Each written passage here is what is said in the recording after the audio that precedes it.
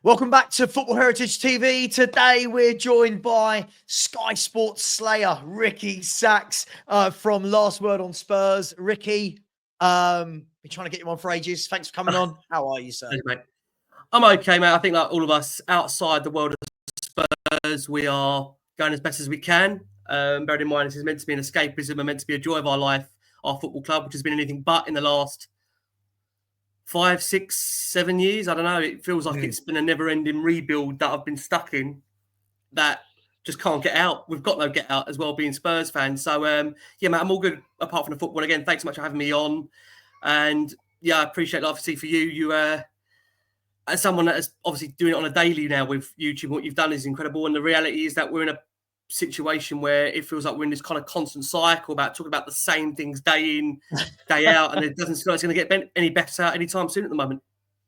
No, well, listen, I love that you said there, apart from the football. Well, that is what we're going to talk about. So sorry about that. Look, Ricky, you made a great point. I think ever since I would go to the season before the Champions League, because I actually think the season of the Champions League wasn't actually amazing. It was a great Champions League run. Yeah. We started to see the wheels come off. You know, you started to see the likes of Carl Walker went. And then after that, we knew that, you know, Dembele went. And then it was like, oh, hang on, this team's coming apart. Since then, we've really not had an identity right. And from my point of view, it feels like a lot of people now have started to change in the last 4 or 5 years. People that weren't Levy out are now Levy out. Plus, with this manager, a lot of people don't rate now. It's almost like the perfect storm, but the opposite of a perfect storm, if you know what I mean. Everything's kind of come to a head at once. What do you make of Tottenham right now? What's going on at Spurs? Well, they're not Tottenham. They're not the Tottenham that my dad took me to growing up. Yep. They're not a Tottenham that I'm proud of. Everything about Tottenham just isn't what Tottenham is about for me. Yep. From the very, very top in relation to the ownership that quite simply it feels imposters at the moment that are in position, right down to a manager that I've got very little connection with. And the funny thing is, I think, Sav, I've shared this actually with you off air, that, you know, I've got Greek wife, Greek kids. So look, if there was any manager I really wanted to work with, it was going to be Ange Postecoglou. So I know there seems to be this kind of rhetoric out there that many people didn't give him the time of day when he came in, but I felt a lot of us were quite patient. You know, we were at a point under Conte where we were no longer seeing Tottenham football, whatever, you know, you class Tottenham football being. And we were all, I think, at a point where we just wanted to see something different from what we've seen over the last 4 or 5 years at that point when it came to the way Spurs were playing with the ball. And to be fair, when you look at, obviously, the start of Ange Postecoglou's tenure at Tottenham, the first 10 games were new, exciting. I mean, look, I'll be honest with you, I think now looking back, maybe I'm being Mr. Hindsight, as Ange like to call it, you know, there were concerns even in those first 10 games at maybe how open we were. And I think, you know, as a fan, sometimes you kind of allow the Sheffield United last-minute moment to go over your head and how we played during the game. And dare I say, the Liverpool game where VAR played its part in helping us get the win. And, you know what, you were just kind of in those first 10 games almost kind of living this kind of dream, thinking Tottenham are top of the league with 8 wins with 2 draws. And you're thinking, at some point, I've got to wake up. And the problem is we did wake up to the Chelsea game. And I'm going to be honest with you, really, ever since that Chelsea game, we've never really found any kind of consistency domestic-wise. And I think, look, you're a guy that's driven by the stats. The stats don't lie. You know, the reality is Tottenham this season alone, across all competitions, with 21 defeats across all, 17 in the league, 10 away defeats. I mean, points per game is the worst manager in Spurs' modern history. So unfortunately, whilst we want to like the facts, those are the facts, and they are quite damning. But it's a reality of where Tottenham are, and none of us wanted to feel this way or be against the manager. But unfortunately, there comes a time where we know the biggest problem at the club at the moment is the ownership. But what is in their control is picking the manager. And, you know, of all the managers to give the time to, when you think about it, you know, they sacked Pochettino 5 months after a Champions League final. They sacked Jose Mourinho 5 days before a Carabao Cup final. They sacked Antonio Conte sitting in 4th. If he won the respective game beforehand, Spurs would have been in 3rd. And you think, how are we at a point where Ange has managed to last as long as he has done? Because it is quite staggering, really. Staggering. Yeah, I think that's a great point to pick up on. For me, when I came in, I actually said, I did a video that said breath of fresh air. There was something quite likable about Ange. When we were winning, he was whimsical and funny. And as the results have changed, obviously his demeanor has changed over the last 2 years. And you're right. We've seen snippets, Man City away, Villa at home. We've seen moments, but never ever 3 games in a row where you go, this is what Ange's football is. Now, I asked you a quote before you coming on, and you said, your quote to me was, everything has to change at Spurs. When you mean everything, are you literally talking players, manager, director of football? Are you talking about a clean sweep throughout the club? Just the manager, just the players? What did you mean by that? Well, I think when I say it has to change, I think, players invariably come and go anyway, regardless of whatever season you're in, players will come and go. But I think when you look at Spurs, if you can even call it a club at the moment, I'm not sure what it is, institution, business, although I think even as a business, why would this even be seen as a business? Because businesses, you try and pride them on the running of them. And this one is being run really poorly at the moment, really poorly. Absolutely. From the very, very top, you've got people that, with all due respect, that are in there at the moment that quite clearly football, when I'm talking about on-field success, clearly isn't the focus. Yeah. What they're doing off the pitch, in terms of Lady Gaga, Formula One, Beyonce, the concerts, they're rolling through daily at the moment with regards to a lot of those things that are upcoming. Eubank and Ben, of course. But the reality is that when football isn't at the heart of what you're doing in terms of success on the pitch, it becomes quite clouded. And I think you're seeing that now with regards to the managerial situation, as to how we've got into this point where, once again, we're looking at another 18-month cycle of a manager, for better, for worse, however you want to see that. You're looking at players that, when you're looking at the word leadership, I go back to that Jed Spence interview he did with Rio Ferdinand recently. He was asked the question, who are the leaders? And there was like a 10, 15-minute second pause where, whatever you think about Jed Spence as a player or as a person or anyone, if someone cannot come back to you within that realm of 5-10 seconds and name you somebody, he eventually did, worrying, Sava. So to answer your question and the point I raised at the time, when I say everything has to change, everything does need to change. And the problem is, I'm not sure how close we are to that change. But, I know there's been a lot of different conversations around the community about protesting. Does it help? I don't know. I think you're one that maybe suggests that protesting isn't maybe going to shift the dial. But I think the reality is that we either sit back and do nothing, or even if we make a slight crack, a slight dent in the works to try and initiate change. The good thing is there's conversations now that are going on in between the community, in the media, with relation to the fact people are seeing the highlight of Tottenham in general now not being just about the manager. It's about the wider sense of what is happening from the top. And look, I just think now nobody can really, I think, be at a point now where they don't realise that the biggest problem at our football club isn't the ownership. I mean, how many more managers do we have to go through at a point where I think we're coming to a time where I think the next manager that we appoint is going to be either the 6th or 7th in the new stadium. We've only been there for 5 years. Yeah. Do you know what I think's crazy with it all? Look, I've been Daniel Levy out since October 2007, Martin Yole, that whole situation. And I wish I was sitting here right now with a manager that I really liked, really respected, and was doing a good job with the tools they've got to strengthen the argument. I think that how bad this manager has been has almost saved Daniel Levy from a little bit more pressure than he's actually getting. And what I mean by that, Ricky, is I joke about it and say, I want my Levy back. And when I say that, I'm referring to what you said. Where's the Levy that sacked managers?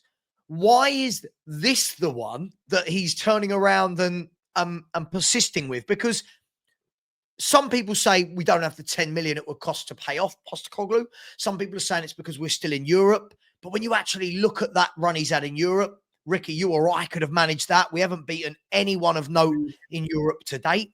So why is Daniel Levy, like, in your mind, do you think something is happening behind the scenes? New CEO, pictures of Paratici at the stadium, talks of Munn and Lang going. And do you think something is coming to a head this summer where Levy might have realised he's made a mistake, a clean sweep for all those below him and implement new people? It's hard because the last 24, 25 years tell you that Daniel Levy very rarely relinquishes any kind of control of the club. So it's very hard to feel if Vinay is going to come in, he's going to get what no other person's got in the football club so far, which is any control of any part of the pie. I think in terms of the manager, and this is why, again, look, I mean, the reason why I've kind of at some points maybe not gone as hard as what others might have is that I do realise and sympathise with the fact that this is not all of his problem in terms of what he's been given recruitment-wise. But the problem is, as the manager of Tottenham, before you even join the football club, you know you are going to be handicapped. You are going to have to work with one hand tied behind your back, and you are going to work with very limited tools to what you can do. So the only way you can develop any kind of degree of success at Tottenham, without the laughter track probably coming in the background when I say the word success, is that you've ultimately got to work and get the absolute most out of what you've got to work with. And look, you know, in terms of the recruitment of what Spurs have done, I do look at a number of transfers and scratch my head. You know, what money we've spent on certain players. You know, we don't play to players' strength. You know, Dominic Solanke being a prime example. We spent 60 million on a player. We very rarely crossed the ball in the box team, which has been one of his areas that normally many for Dominic Solanke was going to be good at. But also, having said that, you know, Tottenham have always been about players that can make something out of nothing. And I think Dominic isn't that kind of player. Whilst he's very hard-working, whilst he's very much a player that will give his everything, it was always been very, very hard to find a Harry Kane replacement. I'm not saying this is all Dominic Solanke's fault, but what I am saying is that the players Tottenham have bought for what the manager wants us to be doesn't seem to tally up. But this is the problem with Tottenham. You know, they never, ever seem to give the manager the tools they want. And I've made this so clear on Last Man Spurs, as you know there, Savra. I know you have made this point as well, that, you know, even when the managers that we bring in, we never really give them the tools they want to be able to do the job. So what was the point of going for a win now manager if they weren't going to give them the tools to win now? Same with Postecoglou. You know, the problem with Ange is that with the way he wants the players to be set up and the way to play them, you know, I just don't think we're ever going to get at a point where we're ever going to invariably be able to keep 11 players fit in regards to the style that he wants us to play. And this is now a big, big problem with Ange. And, you know, I think the results and the form, and you can't get away from the fact that any team's going to struggle when they've had the magnitude of injuries that we've had. But I still think, judging him on the games that we've had when the players have been fit, we've still not seen the results. Ipswich at home, Crystal Palace away. We were told when the players were going to come back, we were going to be an outstanding team. We've been anything but outstanding. And, you know, I think the almost got worse. Ricky, it's almost got worse since the players have come back. It has. And the thing is, I think this is why a lot of the fan base now have completely shifted, because they were told throughout the season, wait until the players came back, wait until the semi-finals, wait until the FA Cup comes into play, wait until the Europa League quarter-final first leg. And the problem is that when you accumulate all these things that have happened, you know, I think Spurs fans have been pretty patient. I think on the whole, Spurs fans have been really, really patient. You know, I think if this was another football club, dare I say, across Europe, I think there would be full-blown riots. And I'm not suggesting there to be violence or suggesting there to be that kind of chaos, but I'm saying that we have got quite a placid fan base when it comes to, especially being at home, accepting what we're seeing right now. And it just isn't good enough. And I think for Ange, he knows it's over. I mean, he knows it's over as well. He knows it's over.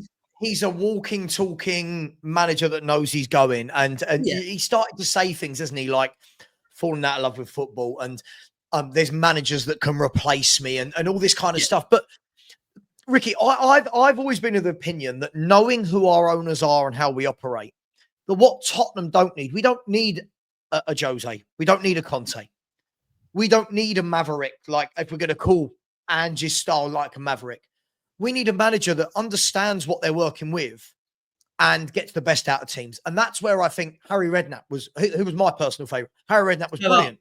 I think I heard you the other night say, I mean, you know what? If it was me now, and I know they're not going to do this, but, you know, I think you said it, take them on a team bonding course with Harry, give it 6 games in the season, give him the Europa League, and just say, Harry, here's 5 million.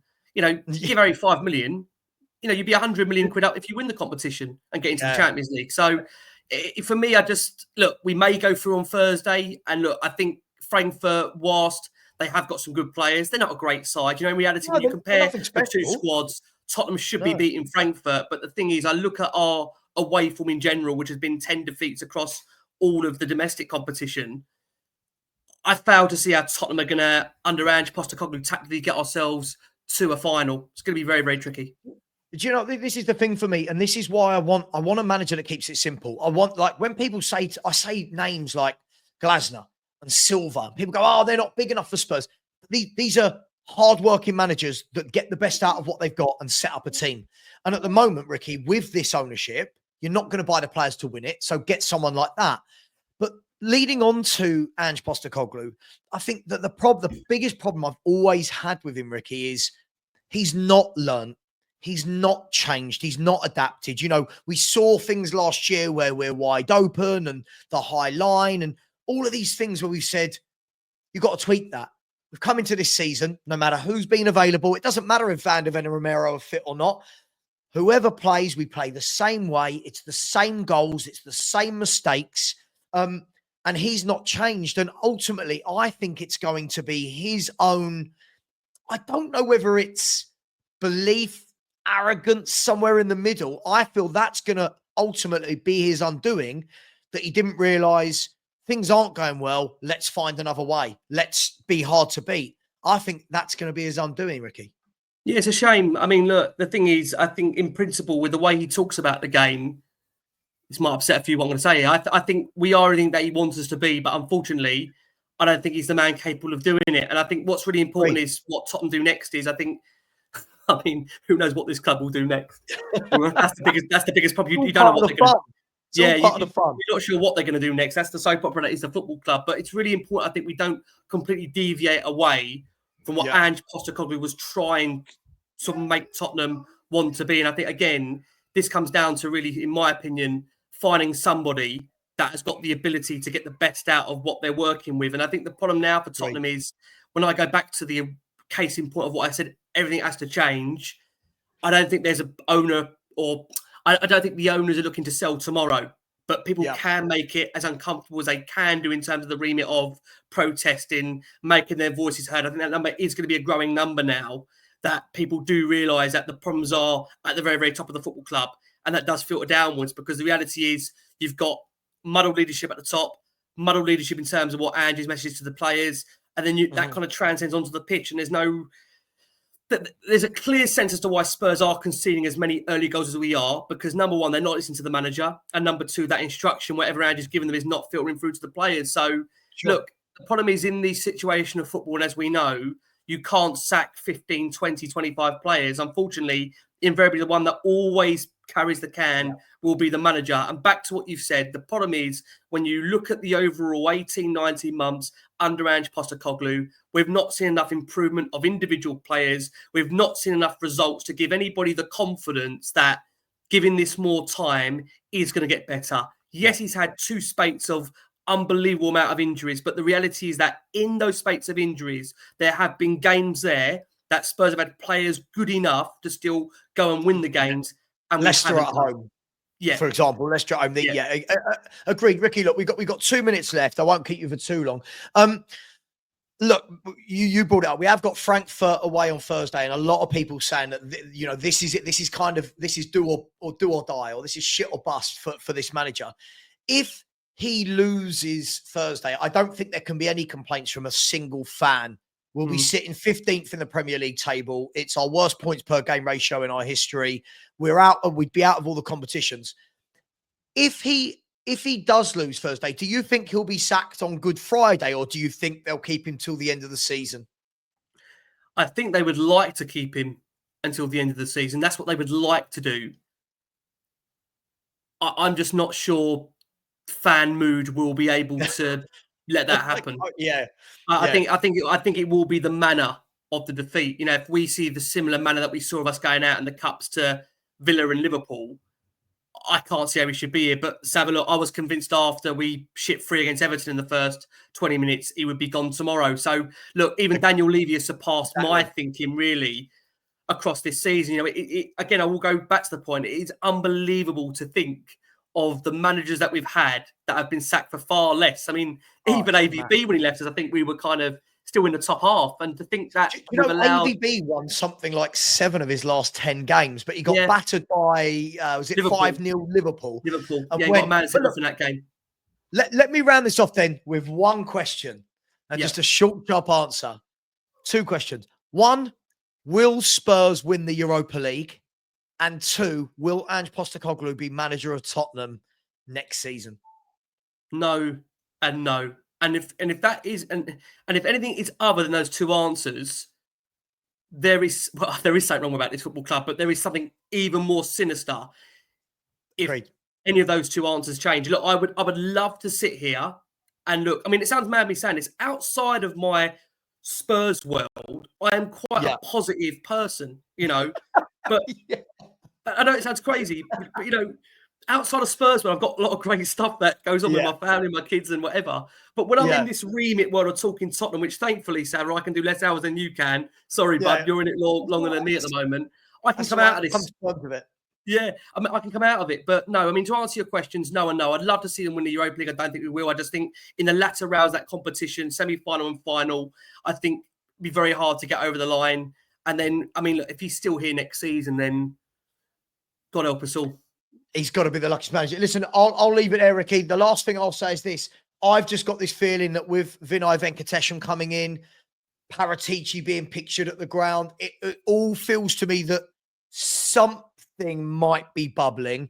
And I can't believe that Paratici would want to work with Ange Postecoglou. But, Ricky, thank you so much. Before we go, Savan, I think just back to, again, a lot of the stuff that you've been putting out there recently. My message to everybody that is approaching, once again, this 18-month cycle of probably us changing yet another manager, which is going to lead to, again, a lot of fierce, sparky debates and conversations about who comes next into this soap opera. My final message would be to everybody out there, be kind. Be kind, because, you know, football is meant to be escapism from dealing with the crap that we have to deal with in the real world. This is meant to be the fun part of life. And unfortunately, it's not been fun for a very, very long time. So my message to everybody out there, you know, we can converse in a polite, civil way without getting into mad disagreements and mad arguments when it comes to who you want as the manager, who you don't want as the manager, who you want to sell, who you want to buy.